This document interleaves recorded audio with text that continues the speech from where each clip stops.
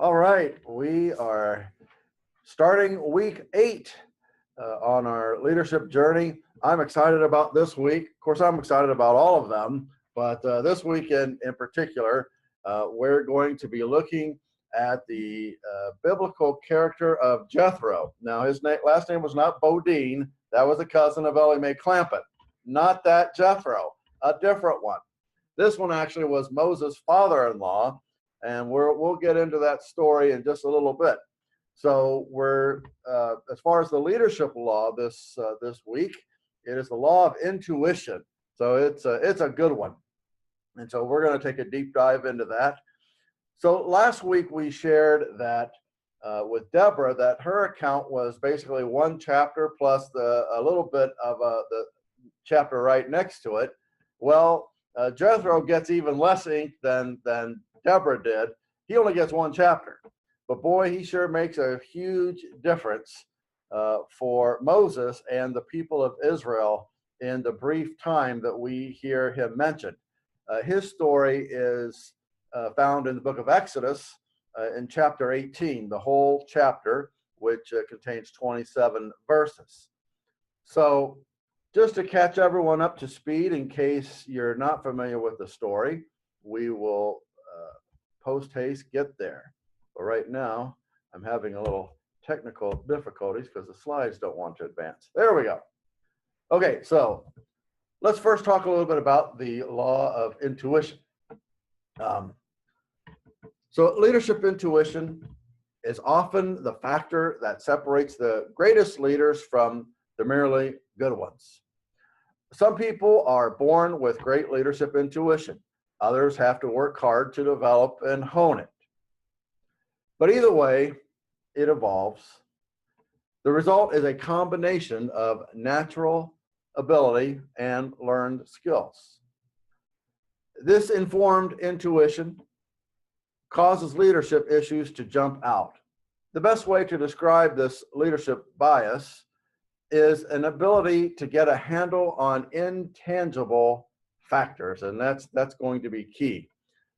Understand them and work with them to accomplish leadership goals. Intuitive leaders can sense what's happening among people and almost instantly know their hopes and fears and concerns. So that's we'll do a deeper dive into that whole word intuition and what it means tomorrow, I believe. But for now, we'll just kind of introduce it. So our leadership thought for today, very, very interesting because it's just a few words, but very interesting words indeed. Because it says, who you are is what you see. And we'll unpack that not only today, but throughout the week.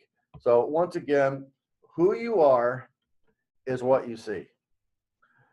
So for those of you who maybe aren't as familiar with the story of Jethro, we'll kind of review the highlights of Exodus chapter 18, specifically as it relates to this man Jethro.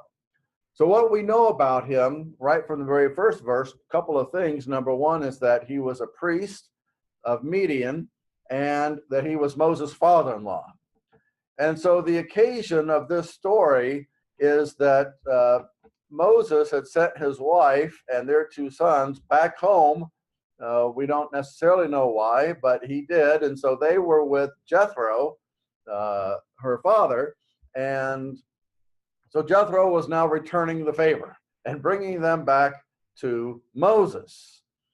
And so when Jethro finds Moses and Moses begins to share with him what's been going on, Jethro immediately offers praise and sacrifices to God.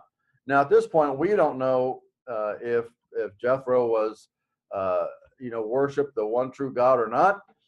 It just says he was a priest of Midian, but apparently what he saw when he got together with Moses really convinced him to kind of spontaneously offer this sense of praise and worship to God for their Israel's deliverance. from Egyptian bondage. And so on the first day of the visit, they really spent a good deal of time really just inquiring how each other's doing. So that seems to signify that even though we don't really know why Moses sent his wife home, they must have had some degree of cordialness, because we find both Moses and his father-in-law Jethro taking time at the start of the visit just to inquire how each other's doing, much like any two of us would do today. But so then that took the first day, and then the second day became much more consequential. You see, Moses, his daily pattern at this point in time was that he was the only judge, and we've talked about judges here over the past few weeks. And so Moses did for the people of Israel at that time what the judges in later times would do. So he would be like an arbiter. He would decide cases or disputes between two individuals or two families. And keep in mind that at this point, the number of Israelites totaled about 1 million, at least. So that's a lot of people for one person to try to look after, to say the least. And so Jethro, the next day, second day, he's observing Moses doing this. You know, everyone's waiting in line all day long. So, you know, he didn't get a lunch break, apparently. The Roach coach didn't come up and say, do you want a burger and fries? I mean, so here's Moses, and here's the people waiting all day long. And let's remember where they are right now. They're in the wilderness. Not exactly the most hospitable place. So it wasn't Hawaii or anything like that. It was hot. It was miserable. And here the people are all day long standing out there. And so Jethro sees this all day long. And then finally, he speaks to Moses about this very situation. And what he says in a nutshell, and we'll jump into it a little bit more specifically throughout the week, but he says, Moses, what you are doing is not good. It's not very wise. If he was speaking in today's parlance, he would probably say, Moses, that's a very stupid thing you're doing. So anyway, he says, Moses, if you don't stop this, you're going to wear yourself out and you're going to wear the people out. So we would call that a lose-lose. Leader and people worn out. Why? Because Moses was doing everything himself. But doesn't that kind of describe some leaders today? They insist on doing everything themselves, oftentimes then becoming kind of martyrs for that and complaining about all they have to do. But fortunately for Moses, Jethro was a very intuitive leader. I mean, stop and think about it. Jethro had never been exposed to anything like this before, seeing 1 million people all gathered around his son-in-law. But yet, as we get into the story, we're going to find out that it seemed like Jethro just immediately knew what to do. He didn't have to consult a John Maxwell book like we do, or any kind of a study. He just seemed to know. And of course, that's exactly what we mean by intuition. You just know. You don't do a scientific experiment. You just kind of know. And so there's some interesting things about this issue of intuition. Because the truth is that some people are blessed with a very significant level of intuition. But the truth is that all of us have a certain amount. So none of us have no intuition. It's just that some seem to are just more naturally gifted in it. But here's an important truth.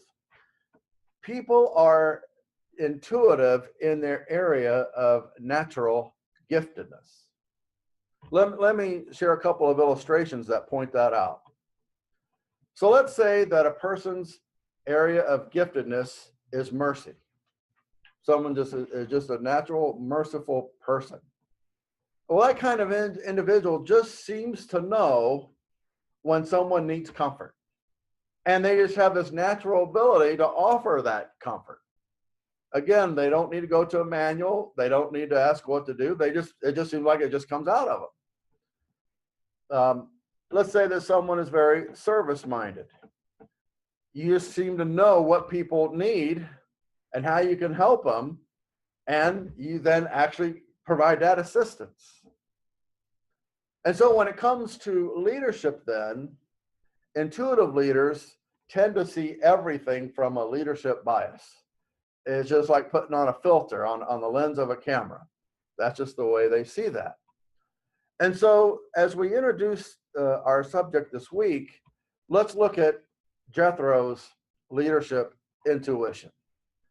So the first thing we find is that he observed and acknowledged God's blessing on Moses and the people of Israel, and leading him then to offer sacrifices to God, and this declaration that he makes in Exodus 18 that God is the real God and the only God.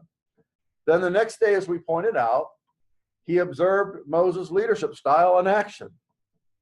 And Jethro said that what Moses was doing was not good, not for him, not for the people either. So where his leadership intuition then comes forth is that he immediately knew the source of the problem and what Moses needed to do to correct it. So it turns out that his advice to Moses was life-giving. And we will jump into all the specifics of that in the next 3 sessions. So to conclude today, Moses was a good leader, but he wasn't a natural leader. When he met Jethro, he hadn't been leading the children of Israel very long. In other words, it was just recently that they came out of Egypt. But over the course of the years in the desert, Moses' leadership improved. He got better, and so did his intuition. Now, Jethro, on the other hand, he was a natural. He just instantly knew what to do. So how do we know that Jethro was natural? And here's what I was alluding to earlier. We know because he looked at a leadership situation unlike anything he could have ever witnessed before. So he had no background in this. He had done no kind of study on this. He had never seen 1 million disgruntled and displaced people all in one place at one time. Yet, he knew exactly what to do about it. It wasn't an advanced degree or something that he studied. It's that intuition thing. In fact, that's intuition. That's a great example of intuition. He knew exactly how to handle it. So who he was determined what he saw. Very, very powerful. Jethro was a leader, so he saw everything from a leadership bias. So I hope this energizes you and excites you as we go through this week. Jethro, even though, like I said, he doesn't get much ink in the Bible, he will lay out what will turn out to be a very ingenious plan for Moses to follow, and Moses did, and how much better it was for both Moses and the people after he made these changes.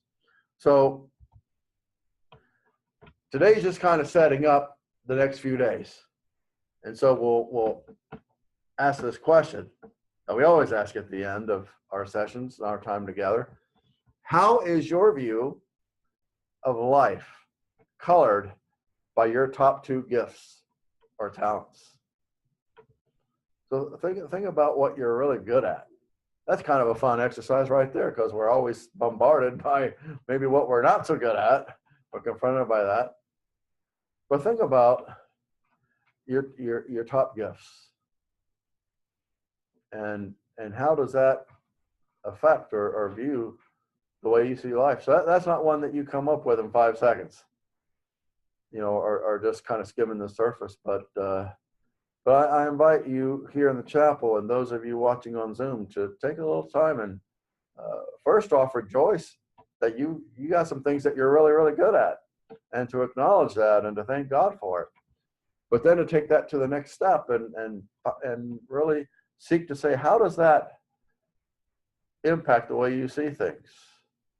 For, when we looked at the person who's given over to mercy, they're going to see things from a mercy bias. So they're going to be especially in tune to people who seem to be down on their luck and who have been a victim of very unfortunate circumstances, or the person with the service orientation will always be looking for how they can help. That's the way it is. And that's not something to be despised. That's something to rejoice in, and to say we tend to move toward where we're gifted. And those things, the reason why we're gifted is because they come more naturally to us than other people who might have to work harder to get the same mileage. And so that will tend to, once we discover what our gifts are and where we're strong, we naturally will gravitate toward that. And so we'll begin then to see things through that lens. That's what we're talking about. And so take some time this week and ask yourself how your view of life is colored by your top two gifts or talents. So with that, we're in for a great week this week, looking at Jethro and the law of intuition. So I hope that you can be with us all 5 days. It will be a great time and very worthy of your investment. So we just pray God's blessing on you. Have a great week. We'll see you back tomorrow at 3:30. God bless you all.